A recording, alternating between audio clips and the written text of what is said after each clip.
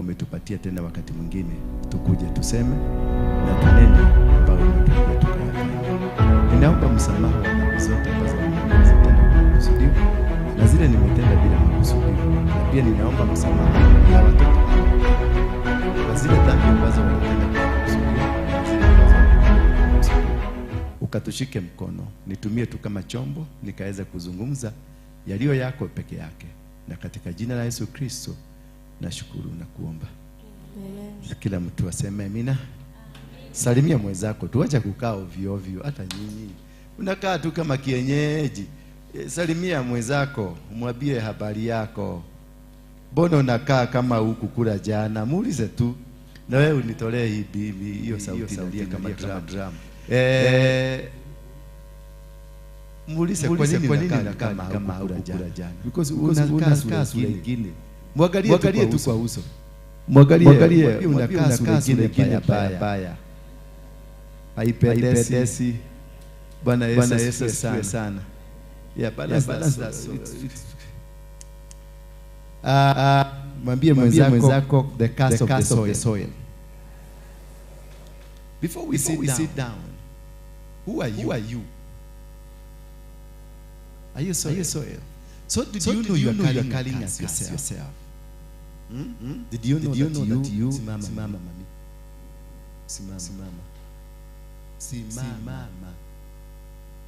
Umekuja kwa Mungu, umekuja hapa ndio upone. Sasa ukikosa imani hautapona.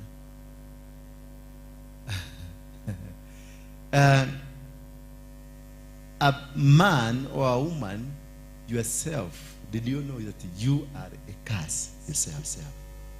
Did you know that? Ambia neighbor siku ya leo. If you didn't know. Fanya hivi. If you didn't know. I am a curse.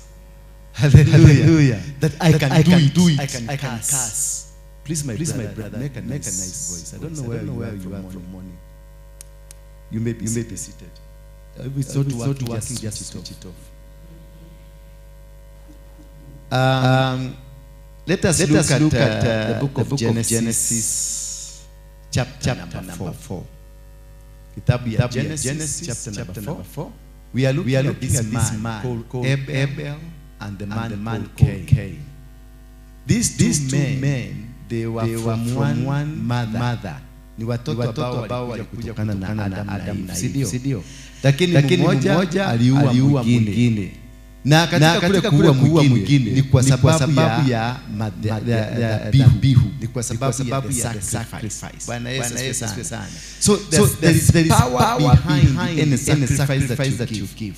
There is power behind that which you give and which you don't give and how you give. A sacrifice is not a sacrifice until it got a formula on how you give and why you did give it. Bwana Yesu asifiwe sana.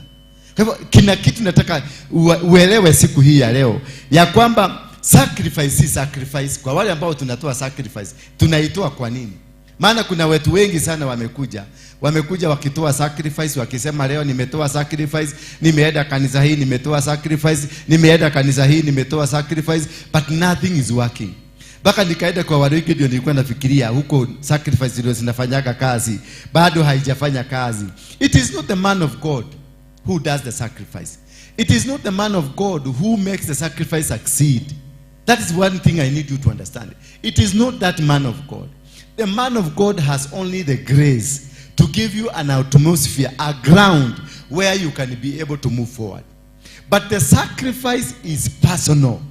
It must be a sacrifice that has been generated by God himself. When Isaac asked his father, I can see the firewood, I can see the fire, I can see everything. Where is the sacrifice? And then the father said what? God shall provide for himself. So it is not a matter of what and how. It is a matter where has it come. Your sacrifice matters most on where has it come from. You cannot succeed in a sacrifice that which has not come from God. And what is a sacrifice? A sacrifice is donated. It is personally God-based. Hallelujah. Any sacrifice you give, it is not you-based, God-based. That which you go and sit down with your husband, you sit down with your wife, you sit down with your family, munakaa chini na watu, mnaambiana tupeleke sacrifice kanisani. That is not a sacrifice, for your information. That which you sat down and discussed, it is no longer a sacrifice. But which you heard from God, take this television, take this iron box, take this mayai bili, peleka kwa nyumba ya Mungu. That is a sacrifice. And you obey that voice. It automatically translates into a sacrifice. But which mulikaa chini mukadiscuss na your wife. Ama ukadiscuss wewe mwenyewe. Ukasema nipeleke shilingi 10,000. Na huyo bishop mkubwa afai shilingi 10,000. Huyo bishop ni shilingi 50,000. Alafu unasema lakini bishop huyu anataka 40,000. Hiyo sasa inabadilika. It's not a sacrifice. If you have ever given anything katika yoyote ile about you argue about it before you brought it, you never gave a sacrifice. What you did, you gave an offering. Bwana Yesu asifiwe sana. Sasa kwa wale ambao wametoa sacrifice kama mama wetu hapa na out of discussion kule nyumbani kwa bedroom yake, ujue never give a sacrifice. You need to give a sacrifice now. A sacrifice had from God. Solomon was told by God, go to Mount Gibeon, slaughter 1,000 cows for me. And he went and took. He told Gideon himself, go to the yard of the cows where your father's yard, where the cows are. Go pick 2 bulls, go slaughter them for me. He told the Eliphazos and Tomazos that go take 7 bulls and 7 rams for me. He told Abraham, give son. Your only son, whom you love. This is something that is preconditioned to determination by God himself. It is not a you-based thing. It is not that you go discuss because I have a salary of 30,000. Now I'm going to give 20,000 as sacrifice. No. God must tell you, take 20,000 to my altar.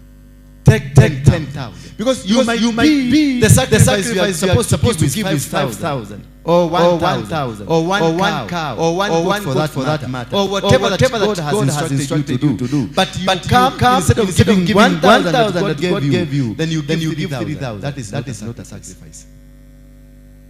Hallelujah. A sacrifice is an instruction. And life is an instruction. And God is an instructor. God follows instruction that He gives you. For you to succeed in life, you must be able to follow instruction. For you to win any battle, any spiritual battle, any manner of things in your life, you must be able to follow the instructions given to you. Anything that is religious, anything that is spiritual is instruction based. If you come to this sanctuary and there is an instruction that don't do this, or you are all supposed to follow this direction, follow that direction, because it is not man, it is God who has chosen you. If I come and I point you and I tell you today you will be sitting there, just sit there, don't argue. Follow that instruction. God is involved. There is something that God is doing. If God has told you, go and start a business somewhere, just don't argue. Go start it because already He has it there. God is a God of instruction. He instructed the heavens to be there and the earth to be there. He instructed, let there be light, and light was there. Let there be darkness, and the darkness was there. Let there be water, and the water was there. It is an instruction. We live. Life is spiritual, and every life is a spiritual way of doing it. And every life is an instruction from heaven. Even you seated there, it is an instruction. If I wanted, I will go there and take some matatus there and collect people from Mukuru kwa Ruben. They will feel here. But if it is not godly, even if I feel here, they will not hear anything I'm speaking. They will come and all sleep. But if I let God to do His work in this sanctuary, then everything that will be happening here, there will be a blessing because following instructions. If God tells you stand up and do this, just rise up. He told Joshua, just rise up now. Lead my children to where I'm telling you to take them, to where I promised their fathers. And Joshua started. And before he could start, there is one affirmation that God did. He told Joshua, do not be afraid, for I am with you. Do not be forsaken, nor be challenged by anything, for I am with you. When God sends you, when God tells you to do something, He tells you, and with the affirmation of a total security, you will not fail. What God has said, He has said, and it is accompanied by His own security that you are going to make it. Therefore, looking at many things that we are facing challenges not because we don't stand the time, but because we fail to hear what God is saying. Many of us, we have failed. Many of us will be business people. Many of us will be preachers. Many of us will be family members. Many of us will be doing things. Many people like us failed in marriages. It is not that we were not told where you are going is wrong. It's not that we never saw the red flags. We saw them. But we saw a beauty instead of seeing the red flag. We saw a handsome man instead of seeing the red flag. And that is why you have failed. Eventually the marriage will not work. Eventually the marriage will fail because it had its warnings. God had spoken about it. God has told you. This man you are going to marry is not the right man. This is not your Faru. This woman that you are taking now, it is not your Faru. But if we hear and follow what God is telling us, God will bring you somebody that does not have an eye. And because you guys want somebody who is tall, dark and handsome, driving a Range Rover, living in Ruda, then he brings you somebody hata jicho moja, anakaa mpaka mdomo imekonyoka kwa sababu jicho juu. Then you look at this, you say trash. That is your key. That was your master key to your life. Because in everything that we do, it got a master key. Every life that you have, it got a master key. And this master key is a key to open every door. And when you have a master key, it opens and locks every other door. When you get man in your life, he will open every door in your life. If you get the right woman in your life, you will open all the doors will open. And you live a good life. But if you have a wrong master key, I'm telling you, mutanyeshewa tu kwa gate ukijaribu kufungua. Ndio naona ndoa nyingi sana. Mnanyeshewa kwa gate. Imekuwa trouble. Imekuwa problem.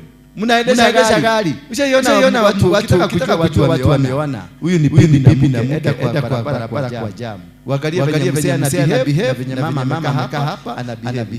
Those huyu yako kwa Twitter ama kwa nini na msee akiona mama anaenda kuweka muziki na gari iko na muziki inaiba naye mama anaweka yake ya radio ya simu inaanza kuiba zake. Sasa unasikia huyu anaiba kirosho na mzee kwa sababu ni wa dobolo naye anaweka dobolo. Sasa huyu anaongeza volume na huyu anaongeza volume. Unajua that is bad a wife.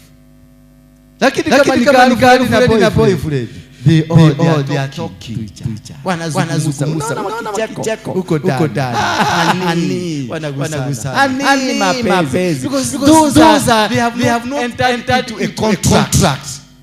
When you have not entered into a contract, you have so many shenanigans. Happiness. Maneno matamu. Lakini siku ya kwa nyumba utajua this is a different world altogether. And that is the main problem that we have in our life. Because we don't understand how to live a godly life and how to live a sacrificial life. When you are a human being living on earth, you need to live a sacrificial life. Yourself, you sacrifice. As I told you, yourself, you are also a curse.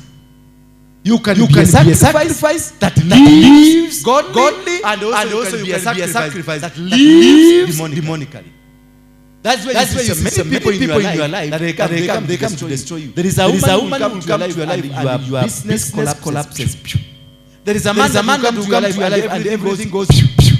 You start facing challenges. Things stop working. Not because this man is bad. The man is handsome. The man is good. The man is speaking English. The man is smart. Inakaa kama inaenda heaven. Kasuti anavaa hivi ukaona unasema I like walking with you. Mpaka unataka kutembea hata kama ni 10 minutes tena utembea watu waone the man of God. But look back at yourself. Everything goes down. Why? Because there is something that controls somebody, a man or a woman that you're working with. So that's why many people you need to be very cautious. What kind of a person are you working with? What kind of a person are you doing work with? What kind of person you have relationship? Munatembea na nani? Munaongea na nani? Munaenda wapi na nani? Who is that person? Before you totally engage to this person, just study. Take your time. Wacha kufikiria kwa sababu namuona mtu ni toro na daki. Ama kama msichana sura choko ya naitaka choko jamani gani? Ile mzuri ya wasichana choko ama sababu ya wanaume toro na daki. So any brown man maneno yako si mzuri kule biguni. Because wanatoro na akuwe dark. Sasa mmoja kama unaona ni brown sasa atakuwa na shida. Bwana Yesu asifiwe sana. Hiyo ndio mambo ambayo unafaa kuangalia sana. Uangalie why are you going this direction? Because the direction of what you are going will determine the people around you how they behave towards you. What kind of a man are you? What kind of a woman are you? What kind of a leader? Yes, you are a leader. Are you that leader that brings people together, or are you a leader that scatters people? Are you a leader that brings the power to many people, that praises others so that you can be seen, or are you a leader that teaches people and these people will follow you because of your teachings? What kind of a leader are you? Ask your neighbor. What kind of a leader are you? Watoto wako kama wanakuwa baba yako tunamuona tunaingia chini ya kitanda. Ukisikia kila mtu chini ya kitanda. Baka unaona mama yako ameanza kuleta unashindwa why? Na huyu ni bwana yake. Na ametuzaa tumekaa huko. So I want to look at the dimension that what you do will cause what will happen to you. What you do in life will determine what will happen to you, what kind of friends that you're going to have, what kind of enemies that you're going to have, what kind of people that are going to be with you. It is because of what you do. What you do is very important. Let's look at the book of Genesis. And this is what will culminate into the curse of the soil. In the book of Genesis chapter number 4, verse 1. Now Adam, give me like a high kidogo. Raise up the high. Ikuwe sharp kidogo. Now Adam, then boss, help me this one. Turn this way. Now Adam knew Eve, his wife. She had conceived and bore Cain, saying, I have gotten a man with the help of the Lord. So Cain is a man that came with the help of who? The Lord. So take that as a point. And again she bore his brother Abel. And now Abel was a keeper of the sheep. And Cain was a worker of ground. I want you to look at that. Abel was a keeper of the sheep. And Cain was a work of what? The ground. So what will make you suffer? What will make you be set away from anything? It is that which you do. The kind of life you live will determine what you become. The kind of work you work, where you work, will determine the kind of blessings that you will get. Let's say somebody like this one, you are a hawker. And then, give me this phone. And this phone, she bought this phone at 500 shillings. And she's working, she's selling this phone 2,000 shillings. Then I come to buy this phone. Tell her, I want to buy it at 1,000 shillings. She will tell me, no, this phone, I bought it at 1,900. I'm only getting a profit of 100 shillings. But what was the original price? 500. The word that she has used. The original price is 500. She's selling 2,000. I have requested her, sell me at 1,000.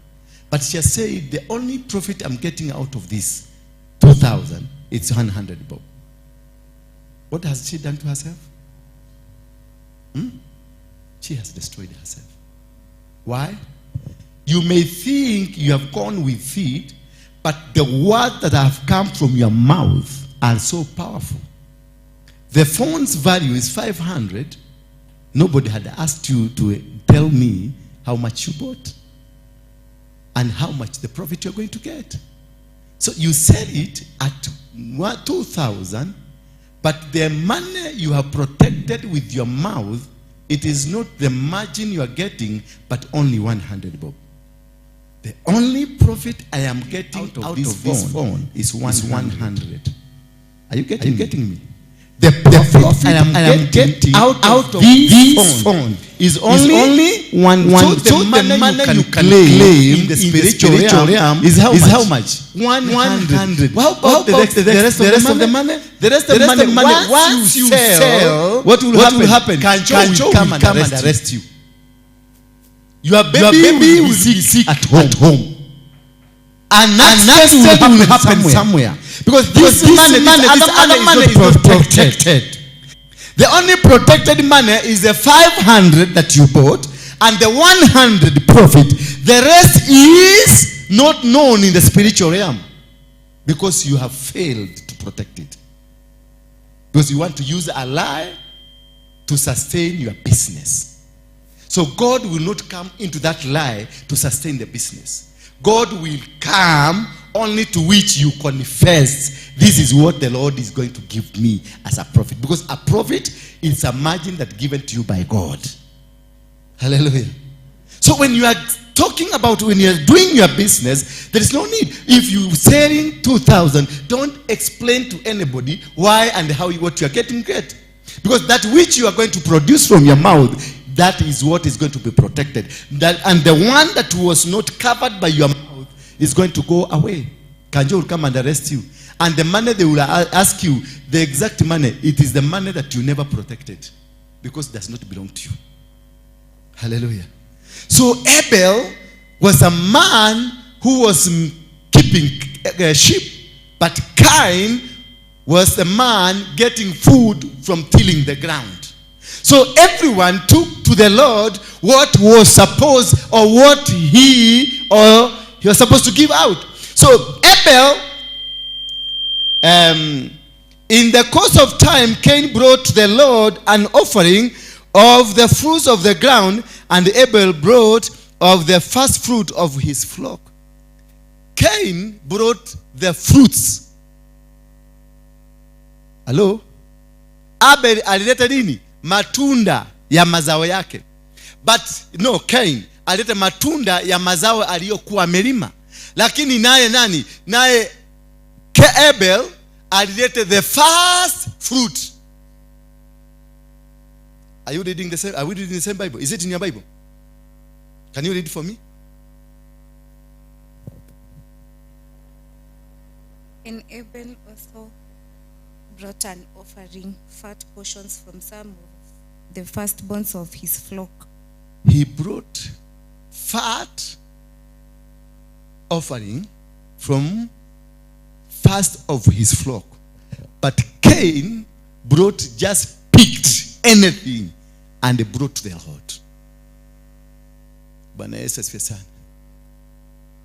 The condition of God, he says, bring your first fruits. But this man, Cain, he never chose to bring the first fruits from the ground. he chose to bring just randomly. So he never picked that which does not belong to him, because the first fruit belongs to God. These other fruits belongs to you. Abel had the knowledge of understanding what to do with the first fruit. He picked the best from his flock, and all the best he chose from the flock were the first fruits, not the second ones. He chose the first that was given. Everything that God has given you as first belongs to him. If you're a firstborn son, a firstborn daughter, you are a seed or a product of God. Hallelujah. Now I want you to look at this. That Cain did not give the first fruit. He gave an offering. Cain gave an offering from what he was working from. Where he was working from. He picked and gave it. But his brother, he not only picked from what he had, but he picked the best and the first for God. So anything and how you do, the kind of your relationship that you have will determine how other people will relate to you. Many people are suffering. People are facing challenges. They are engaged in problems. Tuko kwenye matatizo mingi sana. Not because God hates you. Not because the devil is fighting you. But what did you do with the offering that God gave you? How did you do? How did you do it? How did you give it? How you gave it determines your relationship, how far it is going. Cain did not understand the principles of heaven, but Abel understood the principles of heaven. Abel knew that it is by giving the first fruit, and it must be the best of all. But Cain understood, give anything to God, God will accept it. And that is where the problem between Cain and God started. Then, and Abel also brought of the firstborn of his flock and of their fat portions. And the Lord had regard for Abel and his offering. So not every offering is an offering. Not every offering is a blessing. Not every offering that will take you where you're supposed to go. That is why most of us, we make huge mistakes, compounded by mistakes that we make by ignorance, by not understanding what makes God happy. He told Abraham, give me your son, your only son, the son that you love. It was a condition from heaven. It is a principle. Give me your son, the only son that you have, the son that you love most. So God does not take that which you don't have. Many of you, I see sometimes in December that when you want to go and visit watoto wa mayatima, ati unaenda kuwanunulia sukuku. But ask yourself, since January mpaka November, walikuwa nakula kwa nani? Ndio sasa tumejitolea kama kanisa. Tunaenda into nyumba ya watoto ya mayatima. Tunaenda kuwanunulia chakula December, tunawapikia, tunawanunulia mpaka maguo. What? From January mpaka December, hawa watoto walikuwa wapi? That is a mockery. That's total mockery. God will never accept that. You have wasted your time, your resources, and you've done nothing. Yes, watakula, watashiba, but heavenly, there is nothing indicated on your side. Hakuna kitu umepata.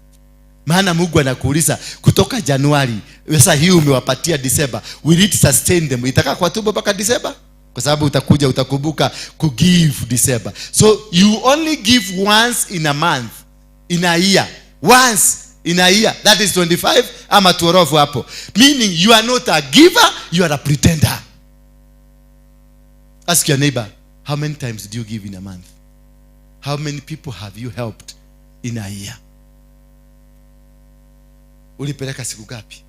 Ulipeleka December na mulishikana kama kanisa, wa mama wa kanisa, tukasema tuende tukaona. Hao watoto kutoka Januari mpaka December waliweka mawe kwa tubo? Ati sasa mawe ime-expire, tupeleke chakula. Hao watoto kutoka Januari mpaka Disemba walikuwa wanavaa nini? Were they living in an existence wakihewa? Because now ndasa ndio umeona uende uokote nguo. And again, ulipeleka nguo gani? Ni zile umeona watoto wako wamevaa, unasema hizi dirashifata sihitaji hizi. Ukachukua nguo zako zile hauhitaji. Za mzee zile unahitaji. Ukaweka kigunia kimetoshana hivi. Hey, ukasema I want to be a blessing. You are not a blessing. You are a curse to yourself. You don't give what you don't need. You give that which you need. Abraham was told, give me your son, the only son, the son that you love. Abraham had another son in the name of Ismail. But God did not want the Ismail. Alitaka Isaac, the son, the man Abraham loved. But what do you do? Unaokota tukuoto wako tule tusitu mzuri, unaweka kwa gunia, unaleta hapa kanisani kwa sababu umesikia bishop anapeleka kwenda kupatiana. That is a mockery of life. A mockery of giving. And that is the reason you are still poor. That is the reason you are roving around. That is the reason you are cursed. Bwana Yesu asifiwe sana. That is the reason you will never come out of the woods. You will always remain there, suffering and being faced by challenges, because you have never given right free to where it is supposed to be given. You have never given what is supposed to be given out. You have never given what it is of instruction from God. What you are giving is a mockery. Unakuta watu wanakuja to 50 kamse, hata hawezi kupata atengeneza kanoti kamzuri kampya kidogo. Ana kanoti kamse kanakaa kamekuliwa na chawa. Ndio nakuja na ndio mnaonaka hamutakagi kuangalia. Hamutakagi kuangalia mkiaga. Unakuta unaagusha hivi. Kamekujwa unaagusha hapo chini. Na unaenda hutaki kuangalia, ni kama ni maiti umeagusha. Kwa nini? Because this what you are giving is something that you don't love. It is something that you hate. Because what you give out, that is good. Ukienda kuuza msichana yako, uko na msichana? Nani yuko na msichana? Uko na msichana? Ukienda kuuza msichana wako, mtaenda kule kwa geti. Hoti goko kwa nyina wanyane. Wamama wanafurahi. There is celebration, there is preparation. Tent zimewekwa, watu wa kupika wako huko, kila kitu iko ready. Wakikuja huko nakuta kijana amevaa mpaka suti na amevaa tu kofia tu wa Nigeria na kamukwaji wanakuja, maana amekuja kuoa. Hii kitu unawekelea kwa madhabahu hapa na hutaki kuiangalia. Kwa nini ya ugaga? Julise. Hii tukuo umeweka kwa gunia, hata huwezi kwenda kutolea huko. Kwa sababu tuingine tuko na maviraka kwa matako, tuingine tumelaruka na huko, tuingine tumelaruka na huko jageke, ndio umeokota kwa nyumba yako because you want to clean your house. And then you call it a giving. That is not a giving. That is what we call a curse.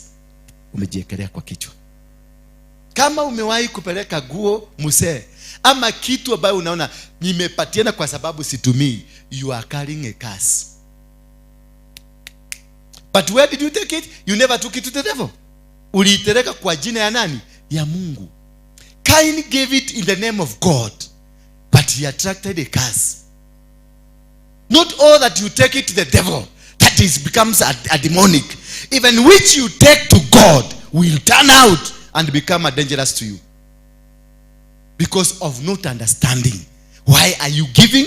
And to whom are you giving? Do you give because you want to please these people? Do you give because you want to be seen that you are a giver? No. We are giving because it is coming from our heart. And which is coming from your heart cannot be something that is not right. It must be right. Anything from your heart must be right. If you find anything you gave, it was not right, it never came from your heart. It came from your lungs. That is why you can breathe it out and in. Hallelujah. Na ukikohoa kidogo inatoka. Bwana Yesu asifiwe sana. Verse 5. But for Cain and his offering he had no regard. So Cain was very angry and his face fell. Maybe that is why we have jealousy in churches. That when I gave it from my heart and it was accepted. and you came, you gave it from your mahori.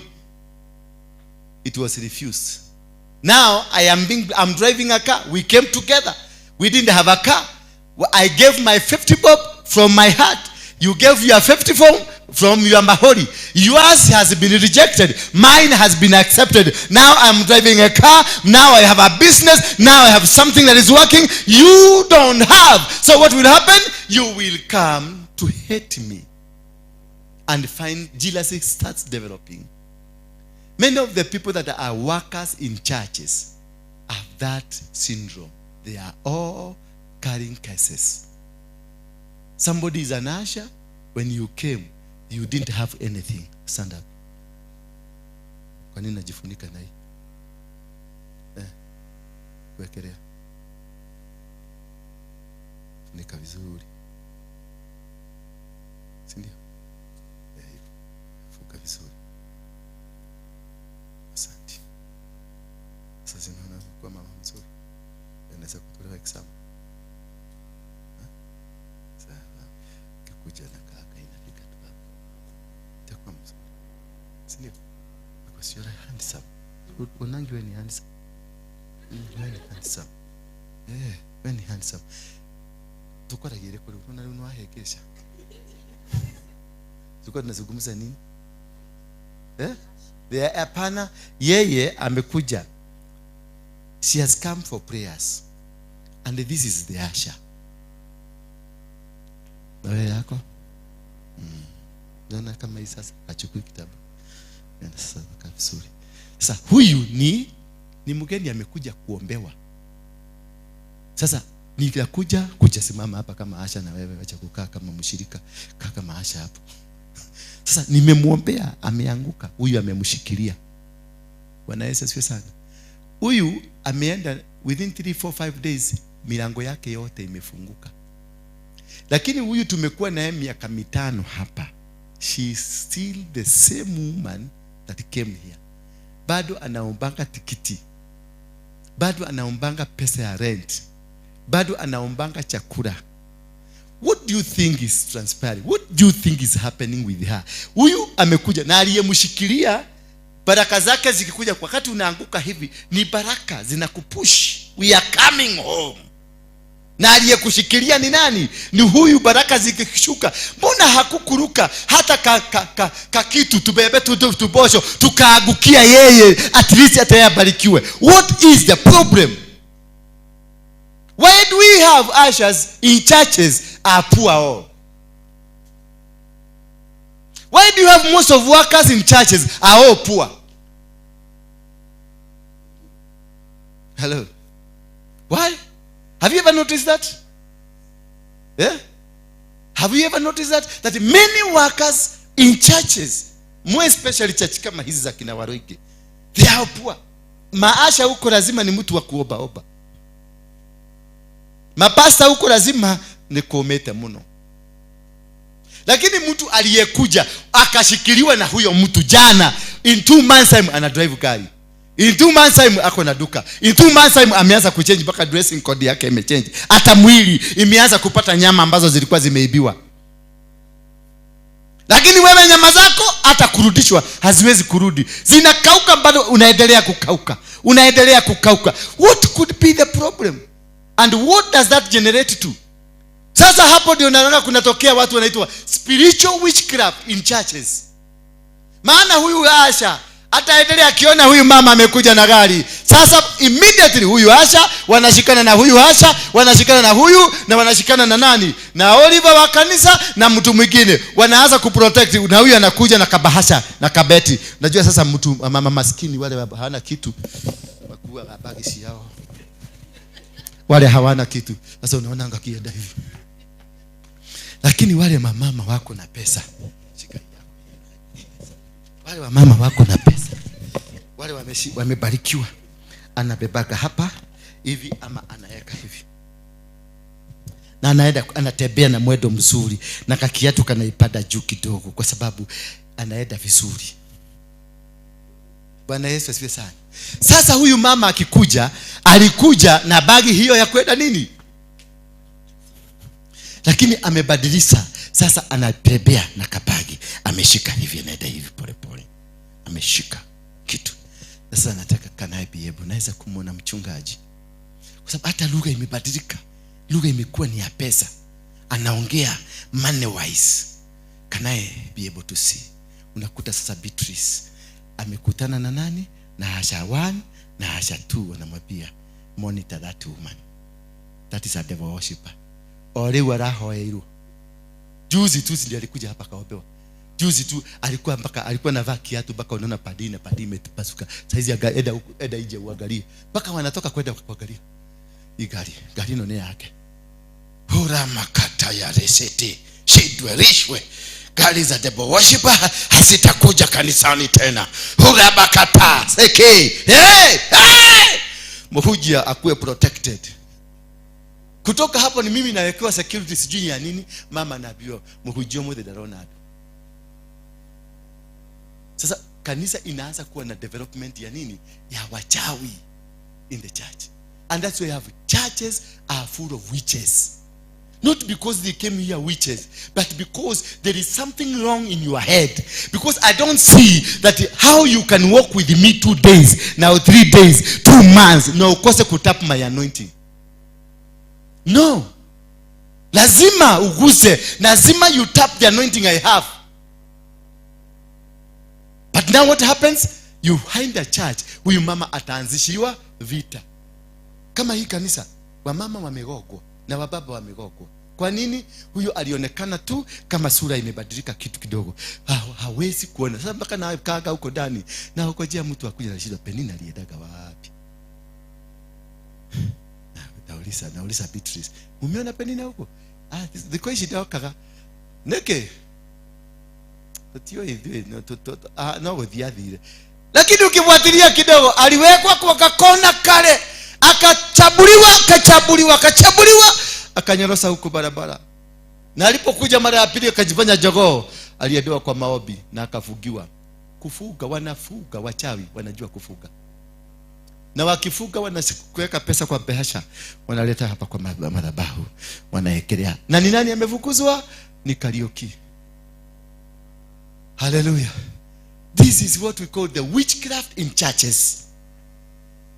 Our churches, 90% churches, including this one, it is full of witchcraft, full of fighting, full of destruction, no love, no protection, no caring. We are all not children of God, but sons and daughters of the devil. Because all what we are concentrating, tokera na iguru. Sasa mama, kama uangalia venye yako smart yake. Na huyu ni Asha, ulikuta huyu hapa kanisa ni Asha. Umevaa kiguo kisuri hivyo kimekanyaga mpaka chini. Kiatu ndio hiyo ni maridadi. Vidole ndio hivyo vimekaa smart. Kacheni ndio hako. Tangu akuje huyu mama hakukuja hivyo. Juzi tu. Na ameenda kwa Apostle mara ngapi? Mara 3. Huyu ndio ametumwa. Unaona haka? Hii ni devil worshipper. Unaona hii? Hii ni unaona, si unaona kana shine? Hiyo ni ya devil. Unaona hiyo ya green? Hiyo ni malaika wa green wa shetani. Unaona hiyo ya red? Sasa mama akifikiwa na hiyo maneno, atarudi kanisani tena? Umeua. So that is how we have given birth to spiritual witchcraft in churches. That is why we have killed talents. That is why we have killed gifts from heaven. Mtu amekuja hapa, amekuna kipawa chake and is very strong. Instead of supporting this person, we have killed them. That is what we have done to the church of Christ. That is how many people, they don't want to come to church anymore. Wana prefer kwenda kwa bar. Maana kwa bar ni toporo. Harusi yetu na yekeke. Bwana Yesu asifiwe sana. Kuna raha huko. Ukiingia huko, kitu ya kwanza mpatie ule chupa mbili. Hallelujah. Na hawakujui unarushiwa kichupa. Kama wewe ni mama mrembo, unaona kameza kako, ukisema ni ile ya green inaitwa Malti. Ni Malti? Inaitwa aje? Heineken. Kumbe najua. Yaani ni Heineken. Unaona umejiweka tu, umejichora lebo, unasemanga jiandike lebo yako. In 10 minutes unaona kameza mzima kamejaa vizuri, kamekuwa decorated na kanyama bado kanaiva pale. Lakini kuja hapa kwetu kwa Wakristo ambao tunaenda mbinguni, heavenly bound people, utakufa na njaa na utatembea na mguu nikiwa na milioni 1 kwa mfuko. Your children will not go to school because of 1,000 and I have 1 million bob in my account. Just imelala tu, haina kazi.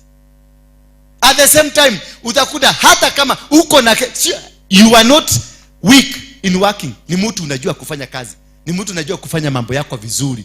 Lakini wenye ulikuja hapa, ukaingia nyumba kama hii, ukajitolea, ukatoa kitu, ukajitolea. Apostle akasema tunataka kununua mkeka ya hapa, want to do this. Akasema, man of God, I've heard the voice of God speaking to me. Nitaweka hiyo mkeka. Tunasema hatuna speaker. Man of God, mtu mmoja, man of God, anaweka kila kitu. Man of God, viti vinanunuliwa. Man of God, TV kama ile inakuja. Man of God, ukikoja miezi mingine 3, man of God, unasikia imefifia, imeenda. Kwa nini? Walifinywa, walionwa kado. Na walionwa kado na nani? Na members na leaders were the place where you came, where you thought there is hope, where you thought there was God, where you thought there was that serenity of your success, where you had seen God is there. But you sit there 2, 4, 5 days. Huyo mtu umwambie kutoenda kanisa kwa Waruinge na kwambia ni kwenda tagodhie no ni draki nyakodo.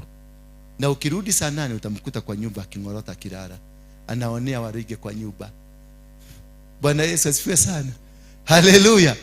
That is how I said in earlier, you can choose to be a curse or you can choose to be a blessing. Cain, he gave a sacrifice to God. But the kind of a sacrifice he gave to God determined what he became. Abel gave a sacrifice to God, and that sacrifice he gave determined what he became, and the fate befell him. Cain died because of a sacrifice. Abel died because of a sacrifice. He gave a sacrifice that was accepted to God. So giving a sacrifice that is accepted to God does not mean wachawi wa kanisa hawatakuona, because kunao wamekuja hapa kuangalia ni nani anatoa. And that's why the church have become so secretive. And that's why so many people want to come and see me. Na wananga nihubiria hapa, nitawahubiria, utaona tu muangalie. Nitamaliza kuhubiri, niwaombee, niwaekelee mikono, niwaekelee mpaka mguu, lakini utakuta wote kanisa mzima itakuwa pale kigoja kuonwa. Sasa unashindwa. Niki kigiroka kuona kule. It is fear. Asionekane tukiongea ama aonekane kile. Sasa unakuta kule ndani ninaletea yako sadaka nyingi kuliko ile inakujaga hapa. Yule umeona ameagusha ka 50 hapa, ninamuogojeka kule na 10,000 the other side. Sasa unashindwa, why were you not able to give it at the altar? Because it is the altar we work from. We give our sacrifices at the altar. Because the altar will fight for you. The altar will connect you. The altar will give you the power. The altar will give you what you need. But now we have been forced to go and see a Mr. Waruinge inside there because of meeting Apostle Waruinge here. Why? Because of the witches that we have in church. Because of the wagangas that we have in church. In our family, you are married. Umeenda umechukua kibrother ambacho kilikuwa kimelala idol kwa nyumba, nimelala tu na macho marefu na kucheza rotary hii ya bet na ingine. Kibrother kazi yake ni hiyo. Umekuja mama kama huyu, amekuja tumeshikana, kumbe huyu mama ndiye amebeba anointing ya baraka. In 3-4 family kijamaa kilikuwa not potential. Unaona the potential of this man imetokelezea. 2 to 5 days unaanza kusikia masista karaja witone kwenda mahoya niki getumia kirera hikirie ri ai otokosho ni wama ore umatarare kidu. Just the other day they didn't have anything.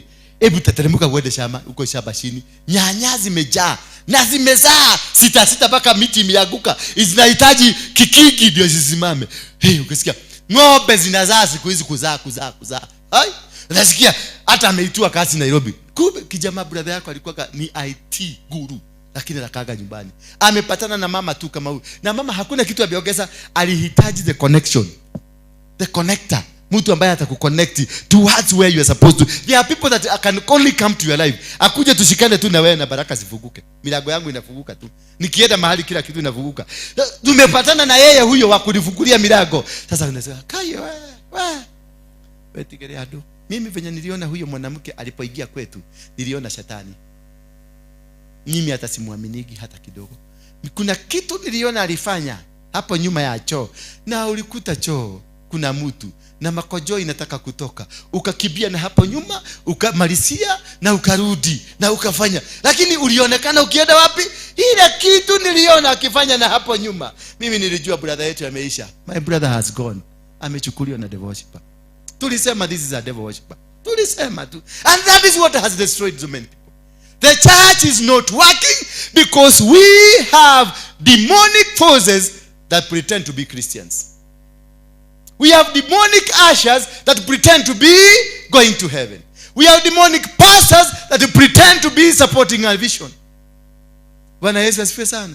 We have demonic business partners ambao mko na wao, but they are totally demonic. They are totally demonic. They would want you ununue. You are a business partner. Wewe ununue tu kaguo kasuri. Ama utumiwe na ndugu yako tu pesa ununue kaguo kasuri. Wanaanza kusema umeiba kasini. Bwana Yesu asifiwe sana. That is why unaona kanisani wa mama wengine wanakujaga wamevaa shagara bagara. Kwa sababu hataki aonekane ati yako na nguo mzuri. Maana akionekana na nguo mzuri anapelekwa kwa ile kona, anaanza kupagiwa ratiba venye atakuwa muradi, atakuwa equity bag ya mtu. Haleluya. Kwa hii kanisa, umesikia? Mtu akikuomba fare, unamwambia twende kwa apostle. Msipatiane. Umesikia? Msipatiane. Na kama lazima upatiane, mkuje na yeye kwangu. Ndio nimuulize kama mikono yake imekatwa. Wewe ni watu ile pesa hiyo mete igoro. Wezi leo unaomba fare, kesho utaomba fare, kesho kuto unaomba fare, kesho hiyo nyingine bado unaomba fare. Kichwa yako ni mzuri?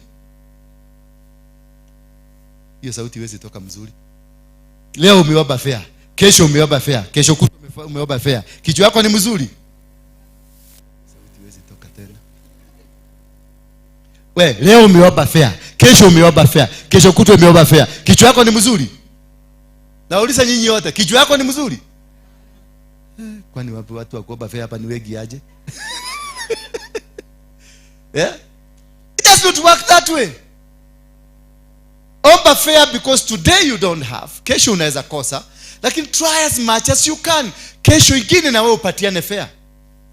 I'm supposed to cross you from one bridge so that you can help another person. I cannot always be the teacher. I'm training you so that you can open many churches. I cannot siwezi kukua hapa forever. I am your pastor. I'll be here. No. I need as many people to be trained to know what I'm teaching so that when we start opening branches, ama sasa ninataka kusafiri, when I'm traveling about out of the country, I will not go with the church. I will leave the church to this lady here. Na kanisa iendelee because she is able. But because alishika tu microphone siku moja, hapa akashika neno, akapapapapapap, unaenda kufuga. And those are the people that we call idlers in the kingdom. Idlers in the kingdom are the most dangerous in your life. In your family, if you have a brother who is an idler, always juko na moshene revolves how vita zote za familia revolves around him, because that is his cash crop. Hiyo ndio cash crop yake ya kutengeneza pesa. Moshene ana jokibito tamakae waboima magoko na ule ndaigwa makiuga ni urashiriro maundu moru ni ndaigwa makiuga achijwe. Sasa ukisikia mtu amesema sister yako wawili walisema wewe uchijwe, utafanya nini? Wewe moiga hivyo. Wewe brother yajete ketie mata tadwireria horo ucio. Wewe tabauji cia maitho. Anatumia tu elfu ngapi? Ukisikia utakufa si utatuma 5,000. Ndio maneno ikuwe mzuri. Anatoka kwa joki anaenda kwa nani? Hao walisema ni wabaya. Anasema wewe. Ando mira pesa. Tuna M-pesa. Amenitumia pesa. Niende ninunue juju niwaekee. Yeah? Sasa yule anakuwa Fred, huyu anakuwa Fred, na huyu anakuwa Fred, but all of them are in different rooms. Nobody is seeing the other one. That is what is happening to churches. That is what is happening to a place like this one. That is what is happening in our businesses. That is what is happening in our family circles. There is no peace. There is no love. Because of a kind spirit. Because of why? Not understanding how God blesses. The failures we have in churches is because we have an usher that has been with me, hajawahi kutap anything from me. She's walking with me, he's walking with me, but he cannot be able to tap anything that is on me. I'm blessing people coming from far. I'm praying to people in Britain, I'm praying to people in Sweden, I'm praying to people in America, in Australia, and all of them, they are sending messages and saying God has done it. And na mimi natembea nawe hapa kila siku, God has not done it. What is the problem? What is the problem? Kuna shida hapo, kuna tatizo. Why are you not connecting? Lakini mtu ako Australia na connect, Dongo ako Australia mahali panaitwa Melbourne, and connect. Saizi ameniambia maneno imekuwa mzuri, amefunguliwa kazi na kila kitu imekuwa mzuri, na wewe tuko na wewe hapa. Ni kushida, una shida, tuna story mrefu ya kijakatile kwale. Ati huyu anafanya, huyu anaenda, huyu anakwenda. Hata unaona venye anatembea siku hizi, anatembeaga hivi, inaonekana kwa miguu yake kuna shida. How, at what time, where did you find that time ya kuangalia mpaka venye mtu anatembea? Hadi siku hizi mdomo yake hapa habrashigi, hata ukiangalia kuna ugali ya juzi. How did you know? Ulipata wapi time ya kujua kuna ugali kwa mdomo yake hajabrashiwa? Where? Why? How? At what time did you become an agent of the devil? Tumekuaje mpaka sasa we are freelance supporting the devil, and the devil is not paying you. You are continuing. Dakika ya mwisho unakuta huyo mama anakuja, alikuja na viatu za raba kama hizi, anateremuka mpaka kwa slippers, anateremuka na kwa bigiji. Ako na slippers imekujikuja kwa sababu ya kukanyagwa hapa kwa dira, imejikuja imekaa hivi na bigiji.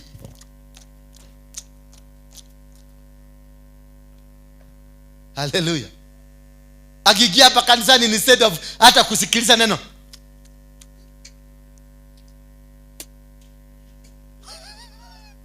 nasikia nagwa, because of idleness. Because you are an article used by the demonic forces. Why? You misunderstood the ways of worshiping God. You misunderstood how to worship God. Cain only problem, he never understood how to worship God. Abel understood how to worship God. Abel knew it is the first fruits and the fat ones, the good ones. Cain just picked anything and went with it. And that is how you lost your God. That is how you are not connecting to the blessing. That people are coming, they are getting blessed. You are not getting blessed. And nimekuwekelea miguu, mikono, kila kitu nimekuwekelea. Baka jina yako, baka damu inajua. Nikiinua mkono hivi, damu yako inajua kuna mkono inakuja. But inajua there is nothing coming. Why will you be in a church like this one for 3, 4, 5 months and there is nothing you can give out as a testimony? Ati Mungu amenifanyia. Kwani huyu Mungu, how is this God so selective that amekuchagua tu wewe? Bwana Yesu asifiwe sana. Why will this God to be so selective that amekuchagua wewe tu ndio unaga, wewe ndio unaga? Bwana Yesu asifiwe sana. Wewe ni mchungaji mzima, na ile language utatumia ndio extort pesa kutoka kwa mama kama huyu. Ni kumdanganya, ninaenda maombi. Na mama anapendaka watu wanaenda kwa maombi. Sasa nitumie, ninaenda maombi, unajua siku hizi sikuagi nini, naomba tu nisaidie na kitu nikibie kwa maombi ndio niombee, nikuombea nikio. Na mama kama huyu kwa sababu ni lazy, hapendi kuomba. Ukisikia kuna mtu anaenda kuomba na muhoga, na mwambie nenda ukaniombee. Natoa shilingi yake 10,000, ananyima watoto wake wakule mzuri, anatoa shilingi 10,000. Ule mkora abebe pesa. Mkora akitoka hapo kitumiwa 10,000, huyu ametuma 3,000, huyu ametuma 4, hivi mpaka jioni mkora ako na 1000 ngapi? Yake 15, 20. Mkora anaingia kwa bar. Leta chupa mbili hapo. mpaka unasikia ile sauti nikitoka akiitisha, unasikia ni sauti ya mchungaji, lakini anaitisha nini? Chupa mbili. Lakini nasikia sauti hiyo, hata waiter anasikia hiyo sauti na kaya ya mchungaji. Lakini kwa sababu ni mkora na tumelea wakora, hiyo kitu inaendelea kukua. Those people now watazaa watoto wakora, watazaa tunyoka. In your family, kibrother kimkora kitazaa roho ya ukora. Katika kazi, kwa wale watu mnafanya nao kazi, wakianza ukora watazaa ukora, na ukora hiyo itaendelea. It will germinate and it will become a bigger snake. And that is why the reason is because you did not understand to relate with God. That's the main problem. Abel knew how to relate with God, but Cain didn't know how to relate with God. Ask yourself, am I an Abel or am I a Cain? If you are cursed, and this one attracts a curse, and unaona, ujiulize tu, angalie venye umetakataka, uniambie kama unaonekana kwa hii Biblia. Wacha tusome sasa. Venye tutasoma, uende ukiejeza, ukiona utajua wewe ni Kaini ama wewe utajua wewe ni Abel. From here now going forward. Na nataka maabeli wote na makaini wote leo tuwajue kwa hii nyumba, ndio tuwaobe. Makaini tuwaobe hii laana kwa sababu iko ndani yao. Then the Lord said, but verse 5 inasema, but for Cain and his offering he had no regard. So Cain was very angry and his face fell. The Lord said to Cain, why are you angry and why has your face fallen? Umeona sasa? They automatically become. Have you ever umewahi kufika ukasikia vibaya kwa sababu umeona sister yako amebarikiwa? Umewahi kusikia vibaya kwa sababu umeona somebody has been promoted? Nimeambia huyu msichana, kutoka leo wewe ndio utakuwa head, wewe ndio utakuwa ukisimamia hizi viti. Na mnakuwa leo arokile. Have you ever that hiyo kanotion hiyo tu si alikuja tu juzi. Yaani apostle haoni wale watu wamekaa hapa miaka mio yote, anaona haka. Kwani kuna nini? Kanaanza sasa kuchukuswa. Kuna relationship gapi na nini inaendelea kati ya apostle na haka kasichana? Nikioliga kwa Nancy, ndio unapigwa. Kwa sababu umeonekana na apostle pale. Umeonekana na apostle ukikula ukiingia kwa ofisi yake. Mnaenda kuongelea nini na wewe ni wajuzi ulikuja juzi? Ni nini mnaabiana na kuna wale wazaliwa? Bwana Yesu asifiwe sana. That is what. And Mungu akamuuliza Cain, why has your face fallen? Ni kwa nini? Ni kwa nini uso wako imeinama?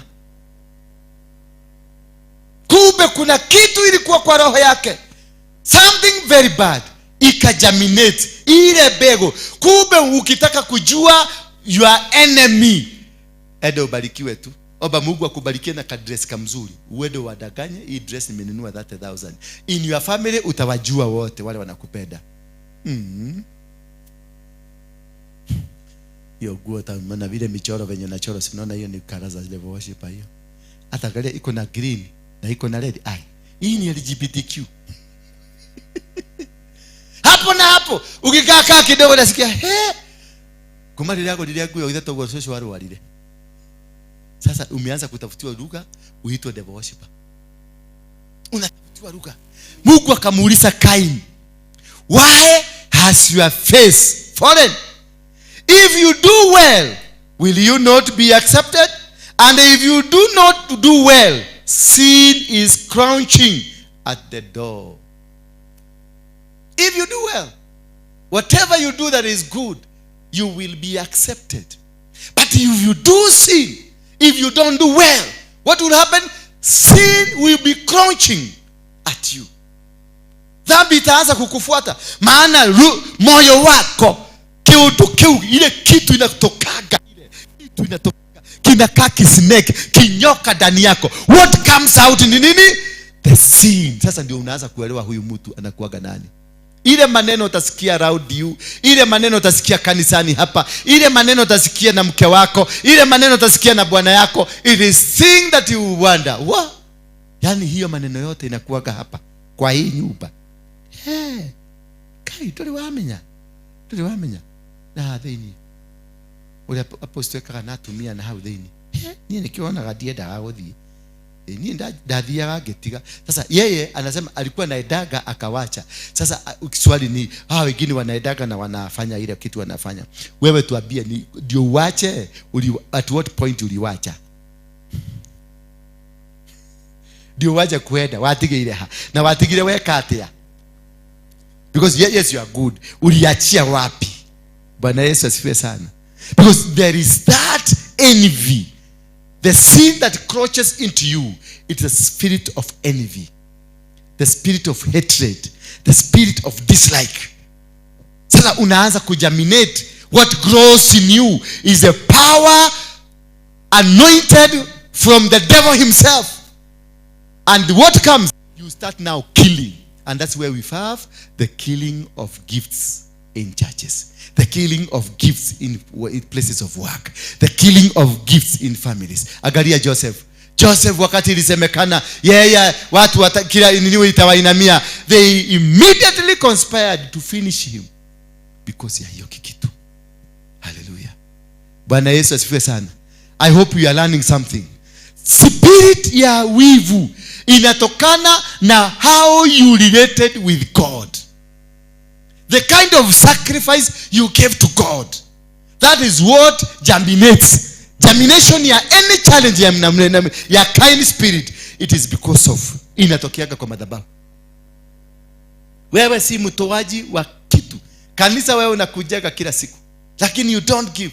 Those that give, and they give from their heart. They don't give to be shown, to be known. They give because they love their God. They give because it's an instruction they are following from God. They are blessed. Wanabarikiwa. What about you? You give, but because you want everybody to know you give. You give because you are proud of. Unaonanga mimi ndio naekeleaga ile bahasha mnono. Heaven, you are not accepted. Sasa yule alipatiana kabahasha kakode baka unaona upepo ikitoka kule inakuja inakainua kana soga baka kana jiondoa kule kwingine kwa zile zingine. No. Unasikia yeye ndiye alibarikiwa. Na hapo wivu unaanza. The spirit of Cain. The spirit of Cain leads to death of gifts, leads to death of an organization, leads to death of everything that you do, leads to death of marriages. Marriages are dead because of the spirit of Cain, because of envy. Why? Because you failed to relate with your God. You failed to walk the way God would have wanted you to walk. You failed to do what God wants you to do. That is the main problem that we have. That's the main problem that we have in our families, our churches, and in our places of work. The Lord said to Cain, tuko na verse 6. The Lord said to Cain, verse 5, but Cain and his offering he had no regard. So Cain was very angry and his face fell. Verse 6, the Lord said to Cain, why are you angry? And why has your face fallen? If you do well, will you not be accepted? And if you do not do well, sin is crouching at the door. Its desire is for you, but you must rule over it. That desire that has come in, hiyo nyoka imekutembelea, you must be able to rule over it. Ukisikia katika moyo wako umeanza kudevelop kiwivu, kewaru, umeanza kudevelop kikitu kiko ndani yako kimeanza kuinuka because of the success of your sister, because of the success of your brother, because of the success of your workmate, because of the success of a particular man of God. Unaona kijana hapa ameimba vizuri, unaanza kuingiwa na kewaru. Unaona kijana amekuja hapa ameshika microphone akahubiri vizuri, unaingiwa na kewaru. Ukianza kusikia hiyo kitu imeanza kuingia, you need to kill that desire. That desire, it a lead. If you don't kill it, it will use you to kill. Bwana Yesu asifiwe sana. Ndio unakuta mtu anapaga atienda muharibu. Unalipa vijana waende waharibu kazi ya sister yako. The real sister, the sister mlitoka kwa tumbo moja. Unalipa vijana waende wapige kazi ya mtu colleague ambao mlikuwa na yeye kwa kazi, lakini yeye ameinuka. Unalipa mtu akuja kanisa, unasikia mwingine anasema hiyo msipofuata venye nafanya nitawalipua kwa hiyo kanisa. Na mtu alikuwa mchungaji, alikuwa anapiga injili hapa na anasema nitawalipua. Mwingine ameondolewa kuhesabu pesa, kama ule msee tulikuwa tunaita Kemani. Tulimwondoa kuhesabu pesa, akasa akaita ule dada mwingine, wewe ni malaya, wewe ni muizi, wewe ni mchawi. Nashangaa sasa, kwani kuna interest ulikuwa nayo hapa? Bwana Yesu asifiwe sana. Was there an interest? Paka naenda Thika kwenda kuambia wa mama wengine usirudi kwenda hiyo kanisa. Sasa nani kuondolewa, umeondolewa kwa pesa tu. Sasa unashindwa, huyu mtu ako na kichwa mzuri. Ni spirit of Cain. Ukichukuza huyo mzee unasikia alikuwa kwa manyuro, kile walianza na manyuro, akakaa kwa manyuro akavukuzwa. Akakaa alikuwa na ule wa wina, inaitwa nini? Mwai, ule ajisasi wina. Alikuwa huko na alikuwa kiti ya mbele. Hapa alikuwa kiti ya mbele. Alikuja hapa akakuwa kiti ya mbele, na kule ataenda atakuwa kiti ya mbele. Hivyo ndivyo manyoka position. That is how snakes position. They find lazima apenye mpaka afike pale mbele. Bwana Yesu asifiwe sana. So ukiona mtu anakuja na pinya, anafinya maposition, anapanda kupada. Kaa kadogo, akipada tu unamwangalia tu, unakaa kisairo kingine hivi, ndio unaangalia kama polisi kama amevaa kofia mzuri hivi, ndio ujue anakuja kufanya nini. Hallelujah. Bwana Yesu asifiwe sana. Not every person is a good person to your life. Muulize wewe, how is your relationship with God? How do you work with God? How do you relate? What kind of sacrifice do you give to God? Ukiona umuulize tu, ana matoleo yake anatoaga. Muhoji tu, ongea tu. Kipurani, usiende direct. Kipurani tu, kipurani. Unamwambia nie darutire. Mimi wakati nilikuja hiyo kanisa, nilienda hata kama nikumdanganya tu. Mwambie nilienda kwa account nikatoa shilingi 300 nikapatia na hiyo kanisa. Nione. No, I love working. I love working. Napenda sana kufanya kazi ya Mungu. Sasa utaona amekuja mdomo na hii inakuwa tu V twengi. Hapa tunakuwa tu V. Ati 300. Ukatoa 300. Kani muhudhagiro uruwe. Sasa unaanza, roho yake inaanza kuongea. Unasikia what kind of a person? How does he relate to God? Na mere ni dikeruta. Siwezi toa hata 200. Ya nini? Hiyo kutoa hapo, si itakuliwa hapo na hao wanawake wanakaaga hapo. Wao wamesaraudi apostles, ndio wanakulaga. Sasa unajua huyu mtu hatoagi kwa sababu anataka kumtukuza Mungu wake. Anatoaga ndio pastor amuone ametoa. Kwa hivyo that man or woman does not have a relationship with God. He has a relationship with his pride. Na huyo hakuna hamali ataenda. You can never succeed. You give that's what the Bible says, what the left hand is giving do not allow the next hand, your left hand, to know. I don't even need to know. I don't need to see your money. Bwana Yesu asifiwe sana. I don't need to see what you gave, because you are not giving to me. You are giving to God. But because there is a spirit of Cain that is in you, that is why you want me to see. Because you have a spirit of Cain, that is why you want to see. Wewe ndio unajua kupaga watu wote hapa, wewe ndio unajua kufanya maneno hapa, wewe ndio unajua kuibisha, wewe ndio unajua kuobesha, wewe ndio unajua kufanya, because you want me to know who you are. That is spirit of Cain. Hallelujah. Leo mmenyamaza. Sijui ni kwa nini. Ni sauti inafika huko? Ongeza volume ya sauti. Inafika huko? Yeah? Kame wakata leo vizuri. Mko sawa? Mnatengenezeka? Verse 8 inasema, Cain spoke to Abel his brother, and when they were in the field, Cain rose up against his brother Abel and killed him. You see, in verse 7, if you do well, will you not be accepted? And if you do not do well, sin is crouching at the door. Its desire is for you, but you must rule over that. But now Cain was unable to rule over it. Verse 8, Cain spoke to Abel, his brother, and when they were in the field, Cain rose up against his brother Abel and killed him. Why? Ukisikia kuna kitu kana develop kwako, try as much as quick and kill it, because it will end up using you to kill somebody. Cain was killed. Abel was killed by his brother, not because alikosea Kaini, because alifurahisha Mungu. And that is how the sin crouched, ikaanza kwenda at the door. Dhambi ikaanza kujikuza, ikajikuza mpaka ikatoka, ikafanyika in the spiritual realm, in the physical realm. Wakaenda kwa kiwaja, akaenda na kaua brother yake. But there was a warning for you, all of us. There is a warning that God is giving us. Like today's message, there is a warning that God is giving us, that there is sin that is crouching at the door. If you don't rule over that sin will rule over you, and you will find yourself in danger. You find yourself in a difficult. Utajipata kwenye matatizo. Verse 9, then the Lord said to Cain, where is Abel your brother? He said, I do not know. Am I my brother's keeper? And the Lord said, what have you done? Kumbe hata Mungu amejua. What have you done? Nikiweka moto, umefanya nini? Because Mungu amejua, kwa sababu Abel ile sadaka alitoa bado inamtetea kule biguni. Ilishapanda biguni na ikasema, ikaambia Mungu, yule mtu alituleta hapa ameondolewa uhai. God came very fast. Kwa hivyo Mungu, ile sacrifice unatoa, ile sadaka, your relationship with God brings God immediately when you are in trouble.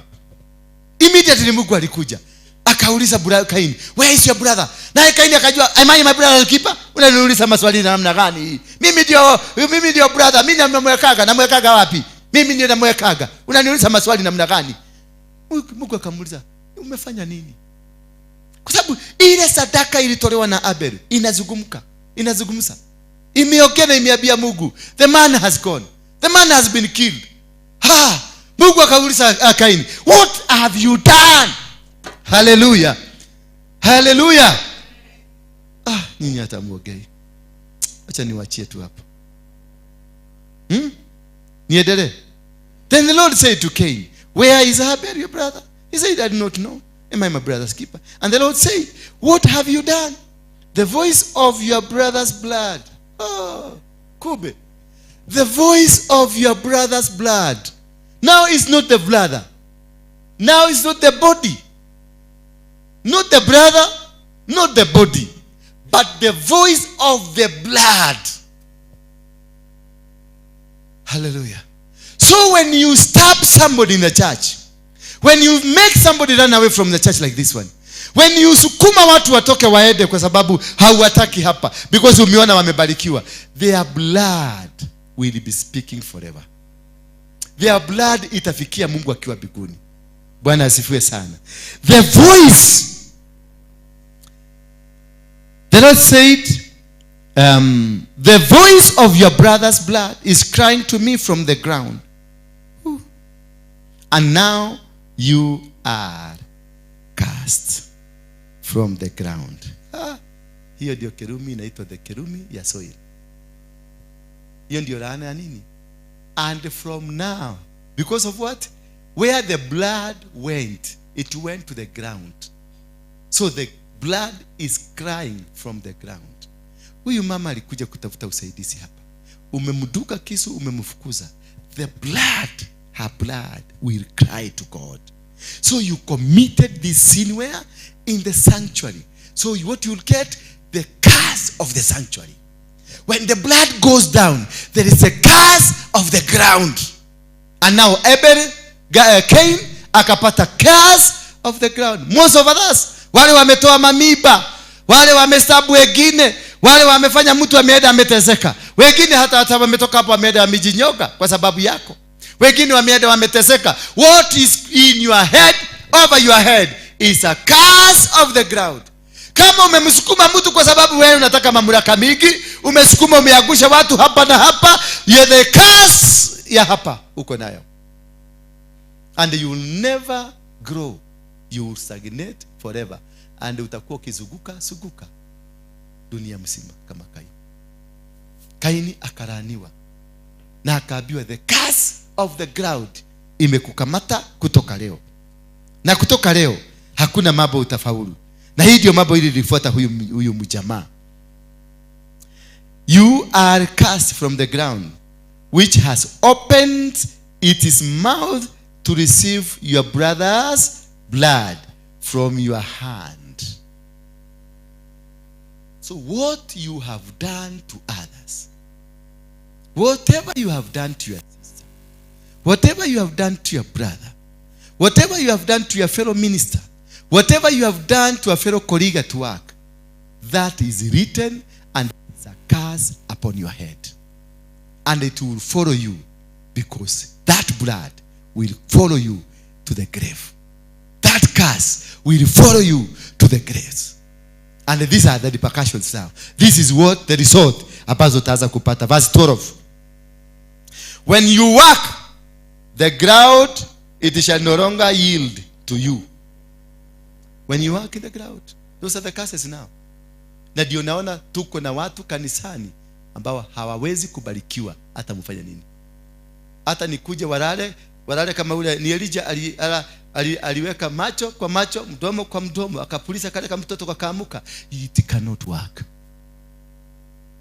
That is why you are operating on a curse. No matter how the pastor, the bishop, si Benihini anakuja, sisi wote tutaenda huko na the same problem ile itakuja. Na akienda mtarudi hapa kwa Waruinge. Na immediately akienda tigana akiasiona ni adhirire hinya. Sasa aliisha, nguvu iliisha, ukaekewa. Ama ilienda wapi? Kwa sababu ulijua nguvu iliisha. Ilienda wapi? Si tuambie the next day tuende huko. Tigana akiasiona huyu hata nguvu yake iliisha. Na ulikuwa umeenda kufanya nini huko? Because you are operating on a permanent curse, the curse of the blood. When you backstab your sister or your brother, you are operating on a curse of the blood. The curse of the ground. That is a curse of the ground. If you did this evil in this church here, this sanctuary, the curse that you operate, the curse that emanates from the sanctuary curse, there is a sanctuary curse, the church curse. Kama ulisegenyea watu hapa, kama ulipigia watu hapa, there is a curse from here that will keep following you. You will never succeed. Utoke hapa hata uende America, mahali anointing inachotwa kwa mfereji, bado you will remain dry and nonsense. Itakuwa bure tu. Itakuwa kama motura ya nguruwe. Unajua motura ya nguruwe ikulu yako ama inakuli wako. Because you attracted it. Kuna curse ukienda kwa boma yako, kwa familia, your matrimonial. If you did an evil in your matrimonial house, there is a curse associated with your matrimonial. Kama ulifanya hapa, there is that. Kama ulifanya ya ground, there is a curse associated with it. And those curses, they are permanently there. They are permanently working. In verse, when you work the ground, it shall no longer yield to you. It is strength. You shall be fugitive and a wanderer on the earth. Sasa niambie, tuacha tuambie. You shall be a fugitive and a wanderer. A wanderer ni nani? Mtu wa kuzunguka. Tuulizane tu maswali. Mami, nikuulize siku ubaya. Kabla ukuje hapo ulikuwa kanisa gani? Ulikuwa CFF. Wewe kabla ukuje hapo ulikuwa kanisa gani? Joy Spring. Kabla ugie Joy Spring ulikuwa kanisa gani? PCA. Kabla ugie PCA ulikuwa kanisa gani? Kabla ukuje hapo ulikuwa kanisa gani? Haukuwa kanisa? You never used to go? I used to see you in a church. Yeah? Lighthouse. Was not a church? I'm asking you, before you came here, which church were you going? You had a relationship with the church because you are still connected to there. Before you came here, which church were you? Life Spring. Now before Life Spring?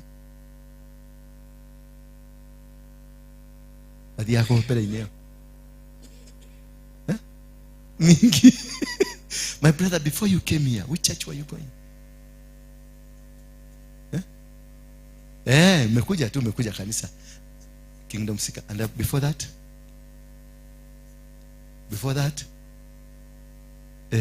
Na wewe Penina? Before that? Why have we become that we cannot be able to settle in a sanctuary? Why can't we become children, daughters and sons of a particular place and grow that particular place? Because we have no hope. A curse is following us. That is why we are moving from one church to another church. Leo tuko kwa Kimani, kesho tuko kwa Ng'ang'a. Kesho tuko kwa Waruinge, tuko kwa Wajiro. We are moving because we have become and being operated in such a particular a curse that is killing the church. We are all vagabonds. People we don't understand. Because the same God is in kwa Waruinge, ndio ako kwa Ng'ang'a. The same God yako kwa Wairimo. The same God yako kwa Wajiro. Why can't you stick na Wajiro? Kule ulelewe ukue, grow spiritually. Because all that we have, ukienda kwa Harrison Ng'ang'a, uende kwa Wairimo, uende kwa Kemani, uende kwa Waruinge, all what people we have, they are spiritual babes. Na ni mtu aliokoka 1922. Lakini mpaka sasa hii ni spiritual baby. Why? They cannot be able to understand the word of God because you have no time to listen. You have no time to see, because whatever that is operating in you is a curse of a sanctuary like this one. A curse of the ground. And that's the main suffering that Christians have. I've been out of the country, I've seen. The Jesus Christ that is preached in those foreign countries is not the Jesus Christ that we preach here. The Jesus Christ we preach here is a poor Christ. Uko ni mrichi. Ni kwa nini? Because the mentality we have, we don't want to be grown. We don't want to become the children, the true children. Watu ambao watakaa chini wakule matunda. Kwa sasa asubuhi ulikuwa kwa mudimu, jioni uko kwa mwebe, jioni hiyo ingine uko kwa kitu kingine. How will you benefit? How will you tap the blessings?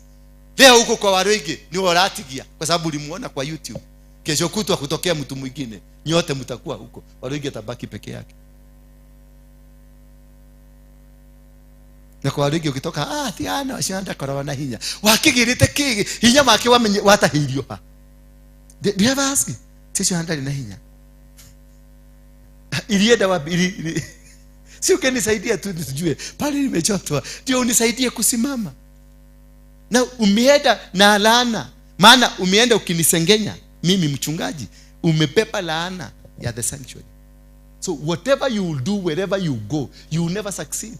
Hata ukitoka huko utatoka huko ukisema, Kemani tigana nake ni wasala kazi. Ng'ang'a tigana nake. Bwana Yesu asifiwe sana. Because we are adamant to understanding the word of God. How do you relate with God? What kind of a sacrifice? The body, wewe mwili wako, akili zako, mental. How do you do it? What is your good relationship with God? That is what will determine whether you are an Abel or you are what? A Cain. Bwana Yesu asifiwe sana. Na kama umekuwa kizunguka from one church to another church. Sasa nitakuita nani? Tukuita Cain, si ndio? Hata mimi nimeenda kanisa mingi. Mimi tulifurugana na James Maina hapa, nikafungua kanisa ingine hapa, tukafurugana na huyo, nikafungua ingine, nikaenda kwa nabii mwingine. Nabii akaanza kunitabiria mambo ambayo si mzuri, nikamwambia wewe kwenda kabisa. Nikaenda Rogere pale, nikaingia kanisa ingine, huko tena nikaona sitoshereki, ni kanisa nikampatia mifuko gapi? Nimpatia mifuko 50 ya simiti na lori 2 ya mchaga. Nikamwaga hapo, akakuja akachota, akaenda nazo kwake. Na mimi nilikuwa kanisa yote ijue ni mimi nimefanya hiyo kazi. Nikatoka.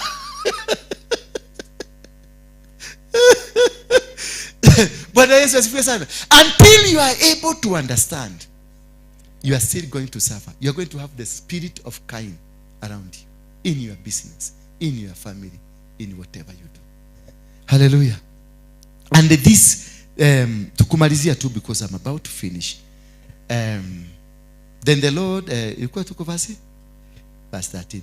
Cain said to the Lord, my punishment is greater than I can bear.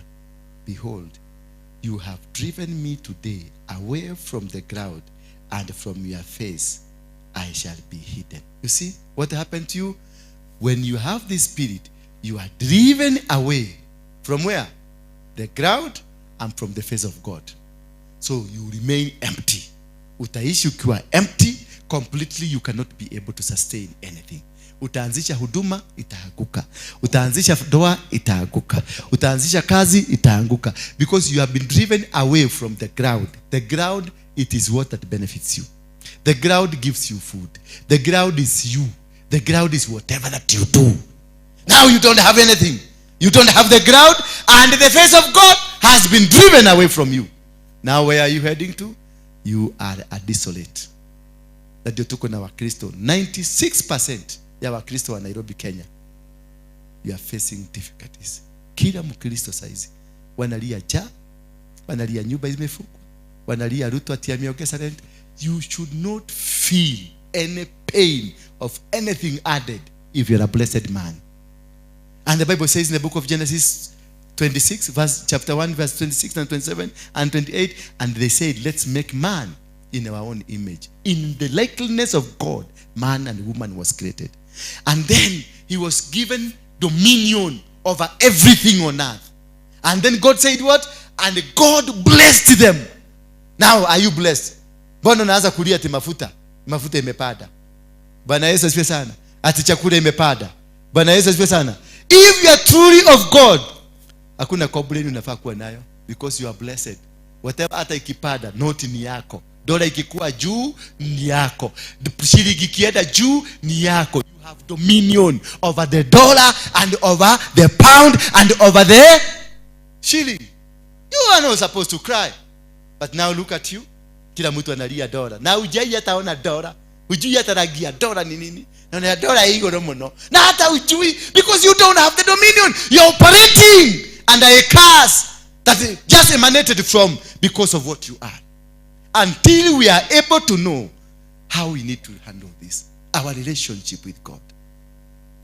Make it prompt. Make it accurate. Don't fight a sister. Don't fight a brother. Don't fight a cousin. Don't fight anybody. Look at everybody. And God made man in his own likeness. When you are seeing that daughter, when you are seeing that sister, see God.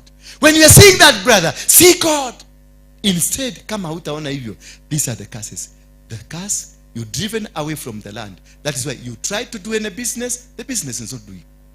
You've tried to do anything, nothing is working. Because you have been driven away from the blessing. Because man was given dominion over everything that is on earth. And the earth has been driven away from you.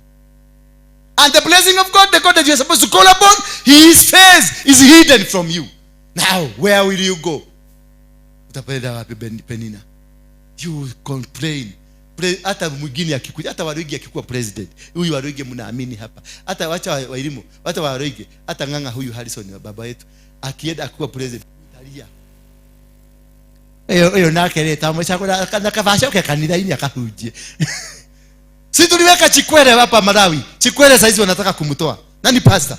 Na walisema we need a man of God. Na mapasta wote walishikana without tribal boundaries. Hata mapasta hapa. Hata mimi nilikuwa nimeenda. Chikwere is my personal friend. Nilienda huko kumsaidia kuchukua kiti. Saizi wanasema Chikwere must go. Chikwere must go. Chikwere must. Na ni mapasta wanasema Chikwere must. Because we are not patient. We never address. By bringing Chikwere there, we never sorted out the problems that were forcing us to bring a Chikwere. Chikwere is not a problem. Ruto here is not a problem. Uhuru was not a problem. Moi was not a problem. A problem was we. Have we sorted out the problem that is facing us? Tusimame kwa miguu yetu.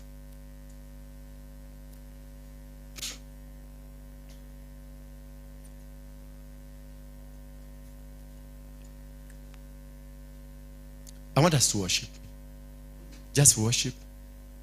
As you pray, as you bring your sacrifices here, and your tithes, and your offering. Wekeleeni tu hapa.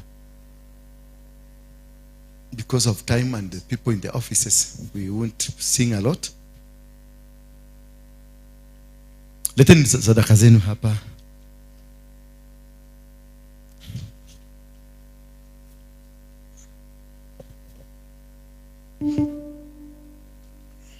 Wekelea tu kwa madhabahu. And as you place your sacrifice, as you place your offering, ask your God, am I giving an Abel sacrifice or a Cain sacrifice? Hii sadaka natoa ni ya Kaini ama sadaka nayo itoa ni ya Abel? Jiulize tu. Ama ile umekuwa ukitoa, what have you been giving? Umekuwa ukifanya Kaini ama umekuwa umetoa Abel? Why do you ask yourself, ni kwa nini unakuwa na bitterness? Always uko na bitterness na watu wakibarikiwa. Ni kwa nini watu wakiinuka na kuanga na bitterness sipendi? Always. Ni kwa nini? Why has my doors are not opening yet I've been to church every day?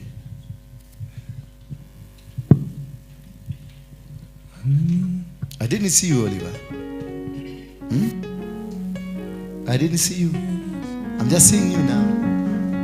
Do you need my microphone? Is it okay? You are cool on that. Thank you. Kwa wale wanatuma, we have pay bill number 247 935 035. The online people, the pay bill number is there. Imesoma hapo 247 account number 29000, and another one 247 account number 935 035. For a few minutes, I want you to reflect on what kind of a life you've lived. Umeishi maisha gani? Just reflect. As they are singing, saki uimbe, don't sing. Funga macho yako to just reflect. Ask yourself, if you find there is something wrong in your life, ukuje hapa tu tukuombe. You need something to repent. That spirit of Cain, you need to change. Then come here in front. I'm going to pray with you. Hatuwezi peke yetu, enda nasi. Tunaomba uwepo wako uende nasi. If you feel that katika hiyo mafundisho imekukuza, kuna mambo ambayo umeona imekuwa matatizo katika maisha yako, that is why I must not be good to you, just come forward. I want to pray with you. So here to mbele kabisa, just come near the altar, just come near the altar.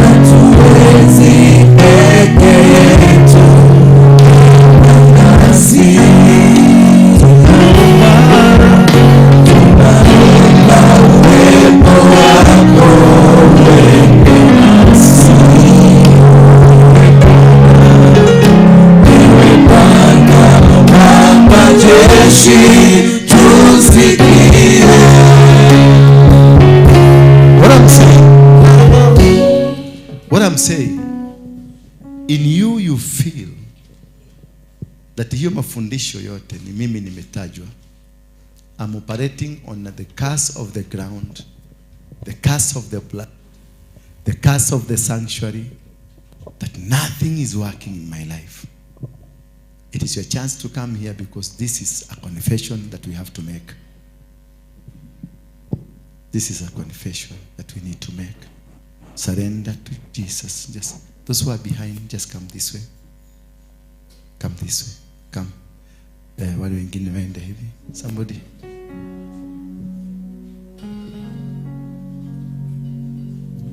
Yes.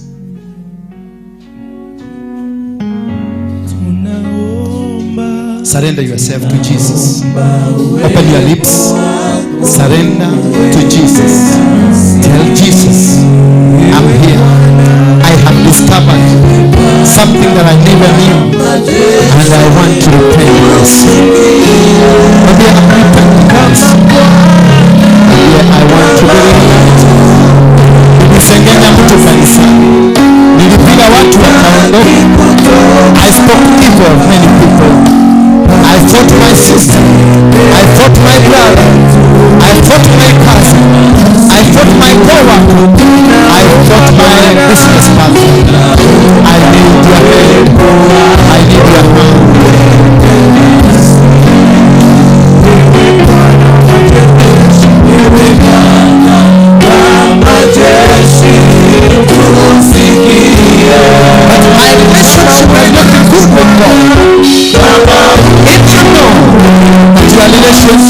not go without. It is your time now to seek Him.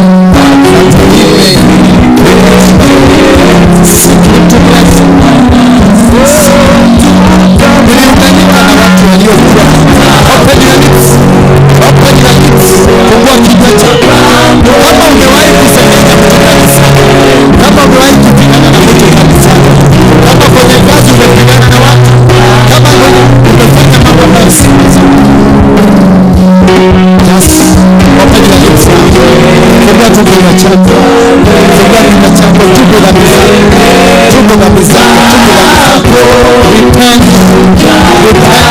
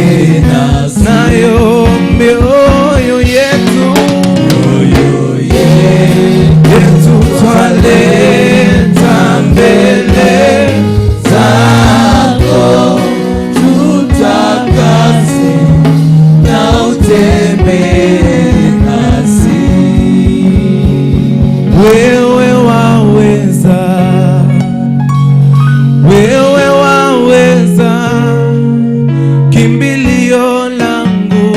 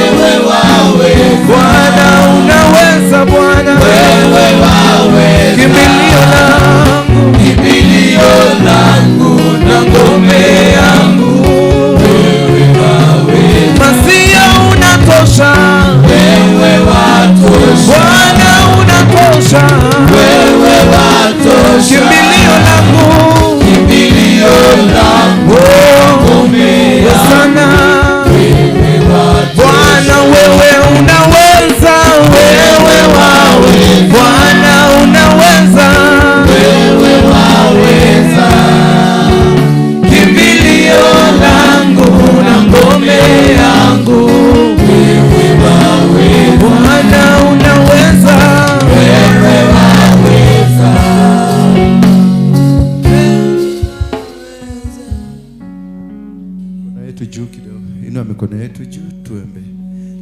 Sema Bwana Yesu, mwana wa Mungu aliye hai. Na inua mikono yangu, ishara ya kwamba natubu dhambi zangu. Ninaungama mbele zako, ukanioshe na ukanisafishe, ukanitakaze kwa damu yake Yesu Kristo.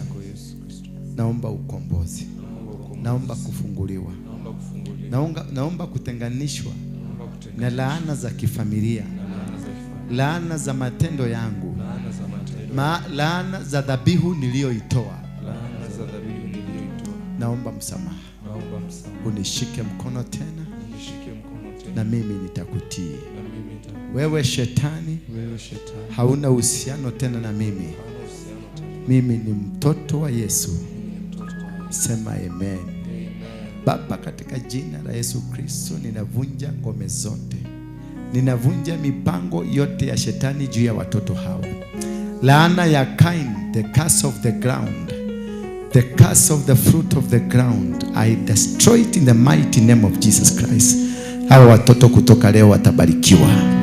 Milango yao itafunguka, biashara zao zitafunguka, ndoa zao zitafunguka, misingi yao katika huduma itaimarika. In whatever they endeavor to do, it shall come to pass. And from today, I arrest the spirit of wanderer, spirit ya kutangatanga, spirit ya kuzuruda kutoka hapa kwenda kule kwingine.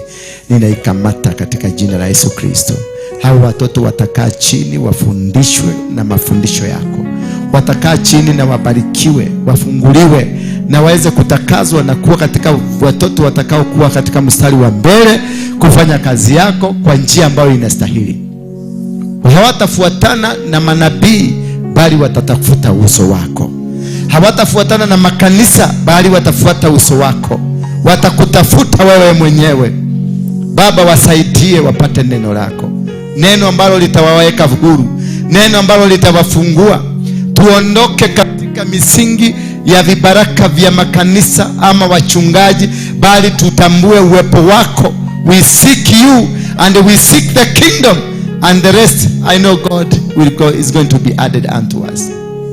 May you touch their hearts once more.